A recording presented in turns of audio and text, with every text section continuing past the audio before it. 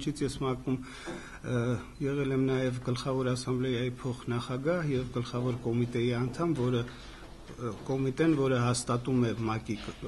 հերթական նստաշրջանի օրակարգը, այս բանաձևը նախ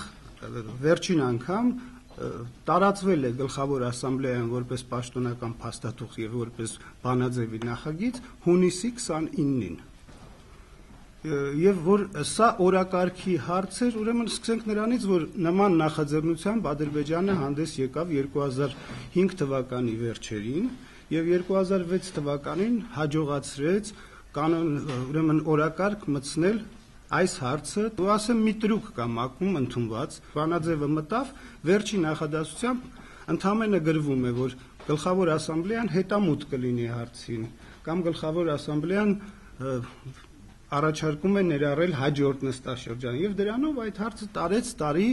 օրակարգից դուրս չի գալիս։ Այսինքն մի բան է օրակարգ մտցնելը, որը բարդ խնդիր է, այլ բան է օրակարգից հանելը, եւ օրակարգից չի դուրս եկել տասնյակ բանաձևեր, որոնք 67 թվականից ամեն տարի ուրեմն քննարկվում են։ Հարցը համարվում է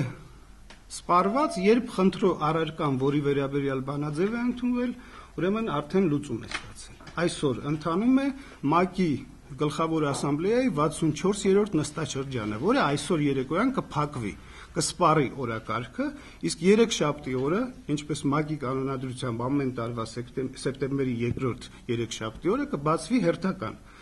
նստաշրջանը, 65-րդը։ ՄԱԿ-ի ներկայացուցիչը Ադրբեջանի, ՄԱԿ-ում Ադրբեջանի ներկայացուցիչը ընդամենը 3 հայտարարեց, որ առաջարկում է տեղափոխել քննարկումը ՄԱԿ-ի 65-րդ նստաշրջան։ Այսինքն օրակարգում է երեքշաբթի օրվանից մինչև մյուս տարվա սեպտեմբերի 2-րդ երեքշաբթի այդ հարցը նորից լինելու է Դամոկլեան սրի պես կախված մեր վրա։ Միանշանակ հայտարարվեց եռանախագահների այցելության ժամանակ, որ եռանախագահները դիմել են թե ՄԱԿ-ին, թե ուրեմն ԵԱԿ ղեկավարությանը, եւ որ սեպտեմբերի ամսվա վերջին կամ հոկտեմբերի սկզբին տարածաշրջան եւ 7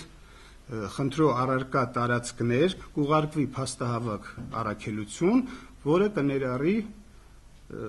գլխավոր հանձնակատարին ՄԱԿ-ի փախստականների հարցով եւ միջազգային տարբեր օղակներից ընդգրկված ուրեմն փորձագետների։ Ճշմարիտ է, որ այդ բանաձևերը ռեկոմենդացիոն բնույթ են կրում եւ պարտադիր չեն կատարման համար։ Պետք է ուրեմն ակտիվորեն աշխատել 365 օր տարեկան եւ թույլ չտալ առաջարկել հակաառաջարկներով հանդես գալ, ներկայացնել տարբեր բանաձևեր, այսինքն այդ նույն բանաձևում խոսք է գնում, որ մշակութային ժառանգությունը ոչնչացվում է այդ տարածքներում,